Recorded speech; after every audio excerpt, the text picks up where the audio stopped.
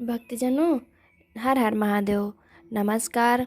शिव महापुराण भाषा पंचम युद्ध की कथा ब्रह्मादिकों का शिवजी से त्रिपुर वध की प्रार्थना करना और शिवजी की संपन्नता। व्यास जी ने पूछा, जब दैत्यराज मोहित हो गया तब क्या हुआ हे सनत कुमार जी? वो सब चरित मुझे सुनाइए। सनत कुमार जी कहने लगे, जब इस प्रकार उसके कहने पर दैत्यराज ने निर्वाचन त्याग दिया और सारा स्त्री धर्म नष्ट हो गया, लोग दुराचार रत हो गए, तब भगवान विष्णु कृतार्थ हो ये निवेदन करने कैलाश पर गए। वहां जाकर उन्होंने परमात्मा महेश्वर को नमस्कार किया, अनेक उपाधियों से युक्त उनकी बहुत सी स्तुति की। तब तक ब्रह्मा जी और देवराज इंद्र भी देवताओं को साथ लेकर वहां जा पहुंचे और उन सब ने भी आदि पुरुष शंकर जी की आराधना की। तब उनके तप से प्रसन्न हुए भगवान शंकर वृषभ पर आरूढ़ हो उनके सामने आए और नंदी का अपने हाथ से स्पर्श करते हुए देवताओं से बोले, मैं दैत्यों का अधर्म जान गया हूँ, इससे अब त्रिपुरों का विनाश कर दूंगा। अब परंतु अभी वे मन से मेरे दृढ़ भक्त हैं। उन्होंने माया से मोहित होकर उत्तम धर्म त्याग दिया है। इस कारण उनमें जिन्होंने तो संपूर्णता त्याग दिया है, मैं उसका वध करूंगा और अन्यों का विष्णु जी मारेंगे।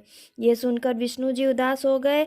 तब उन्हें उदास हुआ देख ब्रह्मा जी शिव जी से हाथ जोड़कर बोले कि हे भगवान, आप जैसे श्रेष्ठ योगी को तो कोई पाप स्पर्श नहीं कर सकते, फिर अभी सभी को क्यों नहीं मारते, विष्णु जी पर क्यों छोड़ते हैं? त्रिपुरों ने अब सर्वथा आपकी पूजा ही त्याग दी है। हम और ये विष्णु भगवान जी आदि सब आपकी प्रजा है। इस कारण आप सर्वोत्तम भाव से हमारी रक्षा कीजिए। हे सर्वेश्वर, ये सारा जगत आप ही का परिवार है। हरि आपके युवराज हैं, मैं आपका पुरोहित हूँ तथा इंद्र आपका आज्ञा पालक राजकाज करने वाला है। अन्य देवता भी आप ही के वशवर्ती हैं। सनत कुमार जी कहते हैं, ब्रह्मा जी के ऐसे वचनों को सुनकर सुरपति महेश्वर शंकर जी प्रसन्न हो गए। उन्होंने कहा, हे ब्रह्मान, तुम मुझे सम्राट कहते हो, मेरे पास तो इसके योग्य कोई भी प्रकार नहीं है। ना तो मेरे पास कोई दिव्य रथ है, ना वैसा सारथी कि जिसे लेकर मैं संग्राम में चलूं, और जय करने वाला मेरे पास कोई धनुष बाण नहीं है। फिर मैं दैत्यों का वध कैसे करूंगा? यह सुनकर ब्रह्मादिक देवताओं को बड़ी प्रसन्नता प्राप्त हुई और उन्होंने महेश्वर को प्रणाम कर कहा, आप युद्ध के लिए तैयार तो हो, हम सभी आपके रथाधिक रूप हो जाएंगे। ऐसा कहकर वे सब लोग हाथ जोड़े हुए शिव जी के सामने खड़े हो गए। पंचम युद्ध खंड का 6वां अध्याय समाप्त। 7वां अध्याय देवताओं द्वारा शिव जी की प्रार्थना। देव सनत कुमार जी बोले, हे शरणागत वत्सल भगवान, आपने देवताओं की बात स्वीकार कर ली। तब उसी समय शिवा देवी अपने पुत्र को गोद में लिए वहां आ गई जहां देवताओं सहित भगवान शंकर विद्यमान थे। तब पार्वती जी को आते हुए देख विष्णु जी आदि सभी देवता नम्र से उन्हें प्रणाम करने लगे और परम आश्चर्यचकित हुए। सभी ने सुलक्षण जय की शब्द उच्चारण किया और मौन धारण कर लिया। तब अद्भुत कुतूहल होन करने वाली देवी ने शंकर जी से अपने दोनों पुत्रों की ओर देखकर उनको प्यार करने की का संकेत किया और शंकर जी ने प्रसन्न होकर उनका मुख चुम्बन किया। पश्चात सबको साथ लेकर अपने भवन में चले। बुद्धि संपन्नता देवता भी सब जाकर द्वार पर ही स्थित रहे। अब शिव जी के चले जाने से उनकी चिंता का अंत न रहा। वे अपने को हतभागी मान दैत्यों के भाग्य की प्रशंसा करने लगे। इतने में कुंभोदर नामक शिवजी के गण ने आकर देवताओं पर अपनी लकड़ी का प्रहार कर दिया। देवता हाहाकार कर वहां से भाग चले। कोई मुनि गिरे और कोई देवता लुढ़क गए। इंद्र तो और व्याकुल हो जंघों की को टेक पृथ्वी पर गिर पड़े। फिर सब एकत्र हो विष्णु जी के पास चले गए और भयहारी हरि से सब बात कही। कश्यप आदि ऋषि कहने लगे, अहो, प्रारब्ध का बल बड़ा विचित्र है। तब देवताओं को विष्णु जी ने बहुत सा आश्वासन दिया और कहा, सब ठीक होगा। शिव जी के गणों के अध्यक्ष और परमेश्वर हैं, वे साहस कैसे वश में होंगे? यदि तुम ओम नमः शिवाय कुरु कुरु इस मंत्र को 1 करोड़ जपो और शिव जी तुम्हारा कल्याण करेंगे। जब विष्णु जी ने ऐसा कहा तब फिर देवता शंकर जी की आराधना करने लगे। स्वयं विष्णु जी भी देवताओं का हित करने के लिए उक्त शिव मंत्र का जाप करने लगे। जब विधि पूर्वक सबने 1 करोड़ मंत्र जप लिया तब साक्षात शंकर जी ने फिर दर्शन दिया और कहा, मैं प्रसन्न हूँ, जो चाहो वर मांगो। देवताओं ने त्रिपुर संहार करो वर मांगा।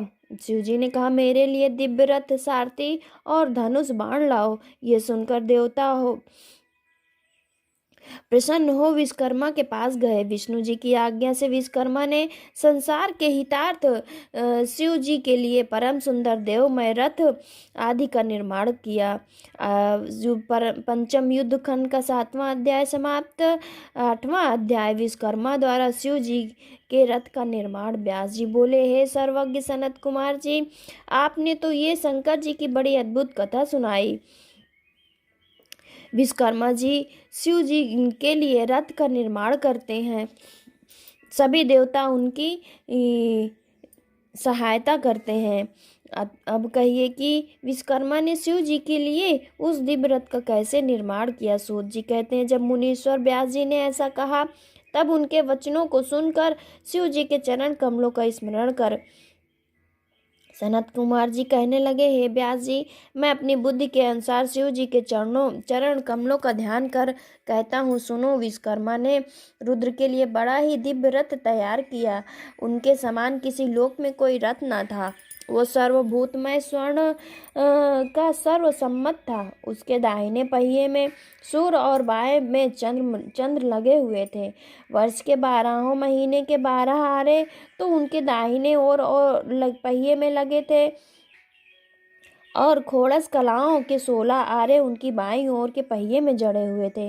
12 आरों के 12 आदित्य और चंद्रमा के 12 कलाएं उनकी बाईं ओर लगी हुई थी। इस प्रकार वो रथ उदय अस्त के समान संपन्न पूर्ण ज्योतिष विद्या का भंडार था और सभी लोकांतर उसमें निर्मित थे। ब्रह्मांड की जो कुछ भी वस्तुएं थी वे सभी उस रथ में विद्यमान थी। ब्रह्मा जी और विष्णु जी की आज्ञा से विश्वकर्मा ने उसे बड़ा ही अद्भुत बनाया। पंचम युद्ध खंड का 8वां अध्याय समाप्त। 9वां अध्याय त्रिपुर संहार के लिए शिव जी की यात्रा। सनत कुमार जी बोले, इस प्रकार वो महादिव्य रथ तैयार हो गया। तब ब्रह्मा जी ने वेद रूपी घोड़े उसमें जोत कर शिव जी को उस पर चढ़ा दिया। युद्ध की सामग्रियां उसमें प्रस्तुत कर दी गई। ब्रह्मा, विष्णु और लोकपालों ने स्तुति की। शिव जी अपने सारथी को देखकर बड़े प्रसन्न हुई, परंतु ज्यों ही शिव जी उस रथ पर चढ़े ही थे कि वेद संभव उनके चारों अश्व शिव जी के बल से पृथ्वी पर गिर पड़े। पृथ्वी सहित संपूर्ण पर्वत चलायमान हो गए और उनके भार से सहन में शेष जी भी कंपित हो गए। वो तब धर्म वृषेंद्र ने आकर रथ को उठाया और ब्रह्मा जी हाथ में चाबुक ले घोड़ों को उठाए। ब्रह्मा जी के उठाने से वे वेदमय घोड़े उठकर शिव जी सहित रथ लिए आकाश में जा लगे। और कुछ भी विलंब ना हुआ, वे शीघ्र ही तीनों पुरों के सम्मुख जा पहुंचे। रथ पर बैठे वेदगामी महेश्वर दानवों की ओर चले। उसी समय उन्होंने देवताओं से कहा कि पशुओं का अधिपति नामक पद प्राप्त किया, जिससे वे असुरों को नष्ट करने में सफल हो सके। परंतु इससे देवताओं की बड़ी चिंता हुई। शिव जी ने कहा, चिंता ना करो, जो ये मेरे दिव्य पाशुपत व्रत को करेगा उसका मोक्ष हो जाएगा। शिव जी पशुपति होकर कल्याणदायक हुए। देवता प्रसन्न हो उनकी जय जयकार करने लगे। सब में प्रसन्नता व्याप्त हो गई। उसी समय शंकर जी पार्वती जी को साथ ले गए। त्रिपुर को मारने के चले समस्त देवता हाथी, घोड़े, सिंह, रथ और वृषभ पर चढ़कर देवराज इंद्र के साथ हुए। हल, भुसुंडी, साल और मूसक आदि समस्त आयुधों को उन्होंने उठा लिया। ब्रह्मादिक भी अपने वाहन पर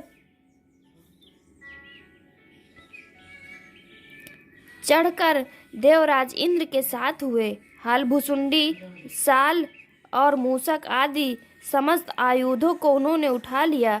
ब्रह्मादिक भी अपने वाहनों पर चढ़कर उसके साथ चले। विष्णु आदि सभी देवता परम प्रकाशमान महेश्वर के आगे हुए। आकाश से सिद्ध चारण फूलों की वर्षा कर रहे थे। उसी समय शिवजी के असंख्य गण तीनों पुरों में प्रवेश करने लगे, जिनकी गणना नहीं हो सकती। इस समय पिनाक पाणी महादेव ने अपने मन में विचार का चनाचर को दग्ध कर डालने की इच्छा कर ली थी। उन्होंने त्रिपुरों को जलाते क्या देर लगती। उनको रथ, बाण, गण और देवताओं की आवश्यकता भी क्या थी। उन पिनाकधारी के लिए दैत्यों के निमित्त युद्ध के लिए प्रयाण करना ही बड़े आश्चर्य की बात है, परंतु उनका कारण था। उन्होंने पापों का नाश कर त्रिलोकी में अपना यश विस्तार करना था। ऐसा कर उन्होंने मलिन आयस वाले दुष्टों के लिए ये बात स्पष्ट कर दी कि सब देवताओं में कोई विशेष नहीं है, किंतु एक शंकर जी ही प्रधान है। पंचम युद्ध कट का 9वां अध्याय समाप्त। भक्तजनों, हर हर महादेव, हर हर महादेव। नए साल की बहुत बहुत शुभकामनाएं। हर हर महादेव।